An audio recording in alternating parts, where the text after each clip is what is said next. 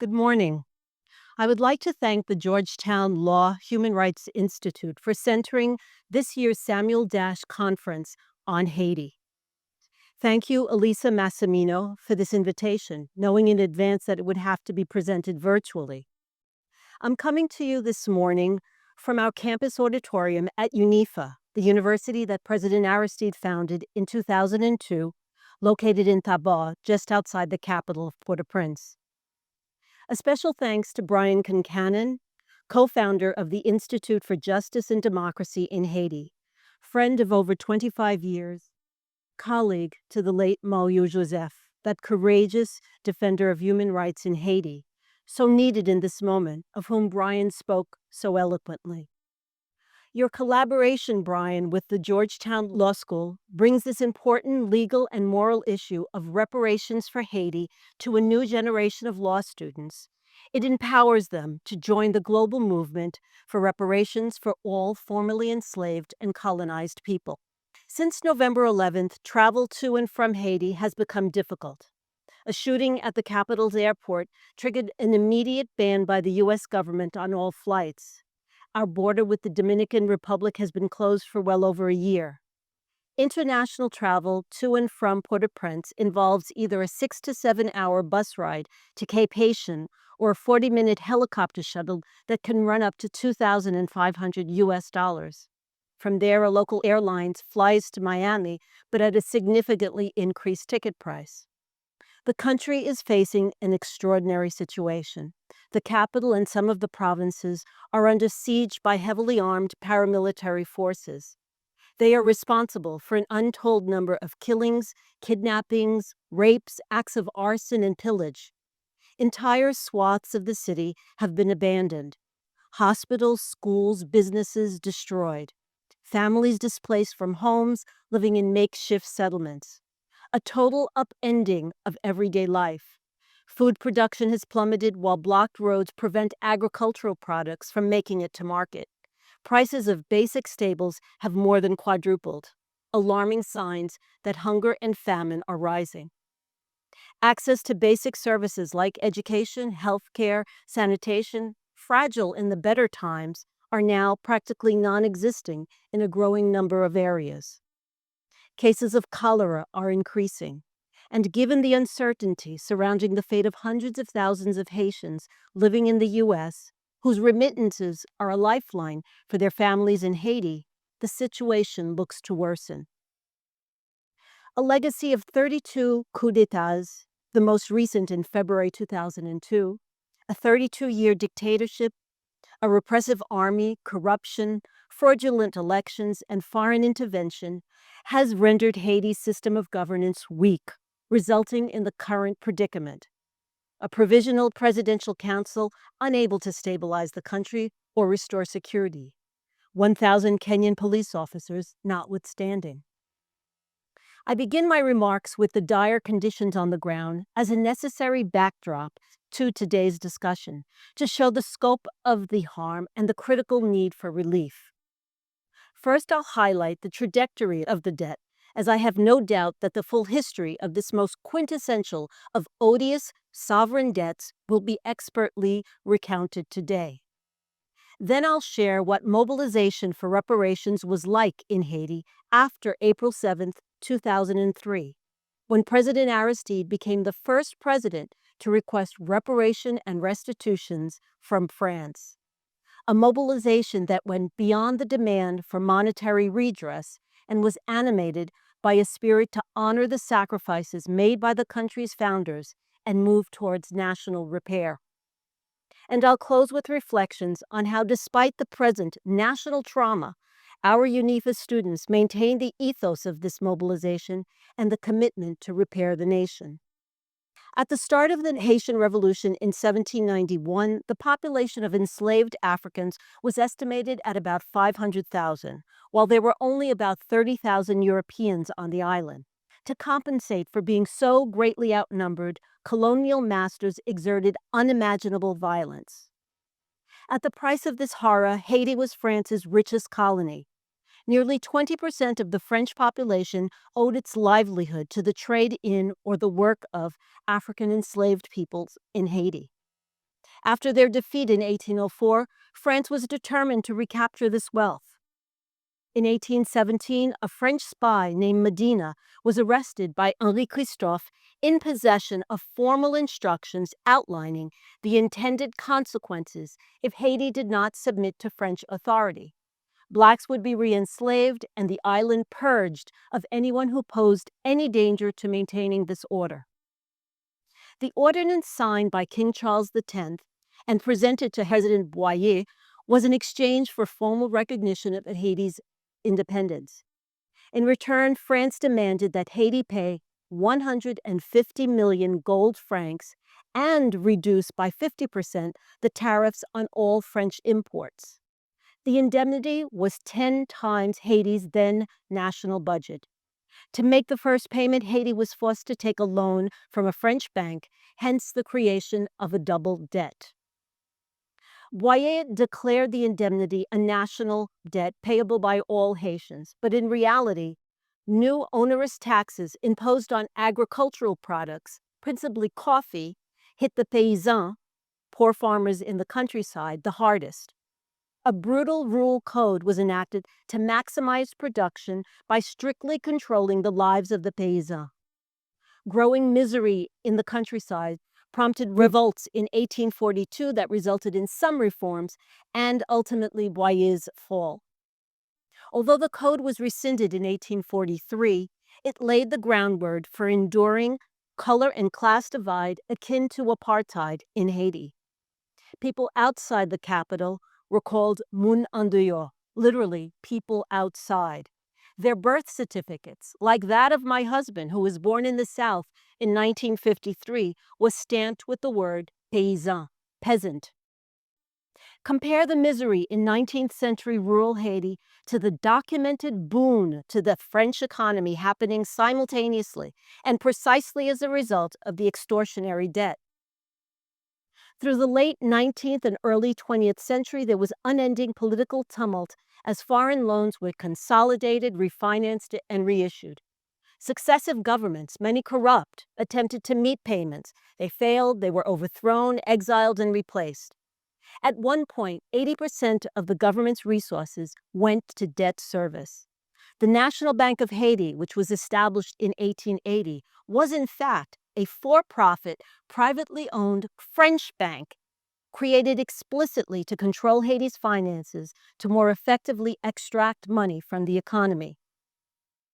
Simmering tension between Europe and the U.S. to control Haiti, and more importantly, those money-making loans, ended in 1914 when 8 U.S. Marine soldiers walked into Haiti's national bank and seized $500,000 worth of gold reserves. This gold was deposited directly in the National City Bank of New York. 9 months later, the U.S. occupation ensued. U.S. Marines and the newly created Haitian Army made a spectacle of violently quashing all potential opposition. Citibank took control of Haiti's so-called national bank and remained in charge 14 years after the U.S. occupation officially ended in 1934.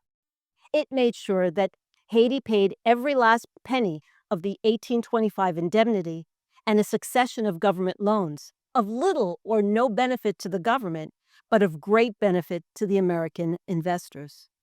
My father, who was born in 1929, could still sing the jingle that he and his classmates were taught at school as they threw coins into a collection basket to help pay the last installments on final iterations of the indemnity.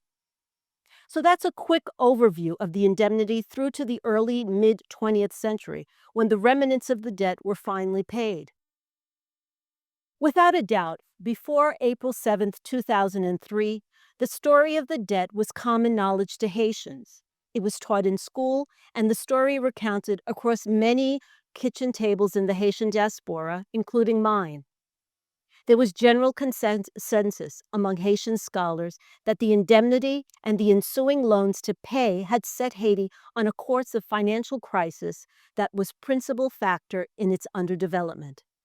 But until April 7, 2003, when in a speech commemorating the 200th anniversary of Founding Father Toussaint Louverture's death, President Aristide called on France to pay restitution for the 1825 indemnity. The issue of reparation had never penetrated the political realm.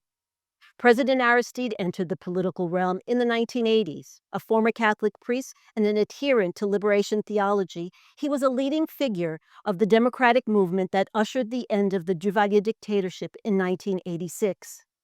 In 1990, he became Haiti's first democratically elected president. There was hope. The flight of refugees to Miami stopped, thousands of Haitians who fled Haiti under Duvalier returned, and the minimum wage was set to increase. Aristide's goal was at once simple and at the same time profound: to move the country from misery to poverty with dignity. Fast forward to 9 months later, an army-led coup d'etat brutally ended Haiti's experiment with democracy.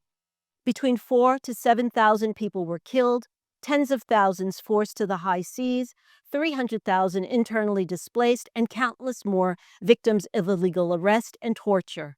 Aristide was forced to exile. After 3 long years, he returned to finish the remaining 15 months of his term. He demobilized the Haitian army, established a civilian police force, and set up a Truth and Reconciliation Commission to examine the crimes committed during the coup. And in 1996, for the first time, there was a democratic transition of power in Haiti.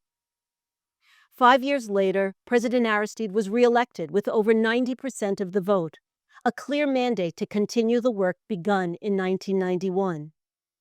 Under 2 successive administrations led by his Lavalas political movement, more schools were built in Haiti between the years 1994 and 2000 than in the previous 190 years of Haiti's history. But forces within the international community and their finance partners in Haiti stood in opposition to his policies. Emblematic of this opposition was the block on government access to international loans, like, for example, a $54 million loan that had been awarded since 1998 to improve a crumbling water system. The devastating health impact of this blocked loan was investigated and reported on by Partners in Health in 2008. Destabilizing the Haitian government trumped giving life-saving services to the population. Instead, money flowed freely and abundantly to groups whose sole mission was to undermine, through violence and propaganda, the democratically elected government. It is in this moment, as the government prepared to celebrate the January 1, 2004 bicentennial of Haiti's independence, that the call for restitution and reparations was made. The amount demanded, $21,685,135,571.48, was the present-day value of the indemnity paid by Haiti as calculated by the government's Restitution Commission. Ira Kurzban, commission member, dear friend, and then legal counsel to the government, will elaborate on the commission's legal and diplomatic strategy in this afternoon's panel. To be clear, the restitution campaign did not replace government action to improve the lives of Haitians. In those 10 months between April 2003 and the coup d'etat of February 29, 2004, the government finished construction on schools, public plazas, and a fully equipped, modern university teaching hospital was inaugurated. A case of showing by example what reparatory justice looks like. A popular singer of the racine or roots genre of Haitian music was picked to set the cultural tone of the campaign. And because racine music runs deep in the country's culture, honoring the spirituality of voodoo, the song's instant popularity was assured. It was the soundtrack to rallies and meetings. Schools organized debates on restitution and challenged students to deepen their understanding of history. Public radio and television broadcasters hosted public lectures by subject experts and scholars. I remember that on a visit to a literacy center at a public market, President Aristide wrote the word restitution on the chalkboard and led a discussion among the market women, who were students, around the theme. The words reparation and restitution appeared on bumper stickers, shopping bags, and on the walls across the city. The government launched a national competition inviting artists, to render in their own chosen creative form an interpretation of restitution. The creator of a sculpture titled Soif de paix, Thirsty for Peace, was one of the first early winners. I too got swept up in the power of this history and how people internalize the sense of reparatory justice. It motivated me to start my own restitution project, a pamphlet tracing the history of the dead. I worked with the staff at the National Library to locate primary source material, out-of-print books, and I had access to archival documents gathered by the Restitution Commission. I photographed entries from the restitution competition when the pieces were brought to the National Palace and included several in the pamphlet. The works were to be curated and displayed at a new museum of restitution. But then came the coup d'etat. The pamphlet was never published, the art destroyed, the museum locale set ablaze in the early hours of the coup. And within weeks of being installed, the de facto prime minister traveled to France to apologize and formally withdraw Haiti's request for restitution. I refer you to the 2022 New York Times series titled The Ransom that concludes with an admission that the February 2004 coup was, and here I quote, orchestrated against Aristide, and that his removal was probably a bit about his call for reparations from France. And that $21 billion in losses, it was actually closer to $115 billion in loss to Haiti. On the night of February 29, 2004, Titid and I were shuttled to a French military base in Bangui, the capital of the Republic of Central Africa. After 2 weeks, Congresswoman Maxine Waters, the late Randall Robinson from Trans-Africa, and Ira Kurzban boarded a chartered plane, flew to Bangui, and negotiated our release. They accompanied us to Jamaica, where we reunited with our 2 daughters. After 3 months, President Thabo Mbeki invited us to South Africa, where we spent 7 years in exile. When we returned to Haiti in March 2011, Aristide immediately set out to reopen UNIFA. The challenges were many. Students had been kicked off campus and the university transformed to military barracks for the foreign troops that had come to Haiti. The residential campus was settled by families displaced by the devastating January 2010 earthquake. President Aristide was undaunted. He assembled a staff, reached out to former UNIFA's teachers, Haitian medical professionals, local and international supporters. And in October 2011, we reopened with 126 students, 63 women and 63 men. Today, we have 4,076 students studying across 8 disciplines. And since the university's reopening, 1,904 doctors, lawyers, nurses, dentists, engineers, physical therapists, and agronomists have graduated from right here on this stage. Our students confront and surmount indescribable adversity to be here. They have watched many classmates opt to leave the country and have wrestled with this question, but they have stayed, finding not only a career path, but importantly, a sense of community and purpose.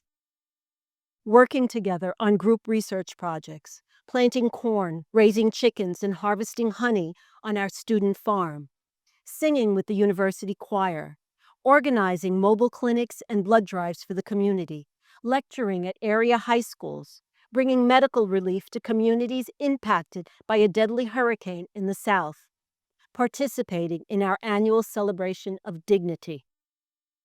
Engagement in a common and collective pursuit to change and rebuild Haiti. This idea was crystallized last month when again, from the same stage, a group of our medical residents were invited to speak at our weekly lecture series. These are some of our brightest medical school graduates who are enrolled in the residency program at our own UNIFA teaching hospital on the other end of campus. After describing her pediatrics training, one resident concluded by encouraging students to stay strong and to persevere, precisely because the conditions in the country are so difficult. Nous avons une dette envers ce pays, she said. We have a debt to this country. This, I thought, is what reparatory justice looks like. Advocating for what is just and right, restitution and reparations for all formerly enslaved and colonized people, while at the same time taking action to repair Haiti. I thank you.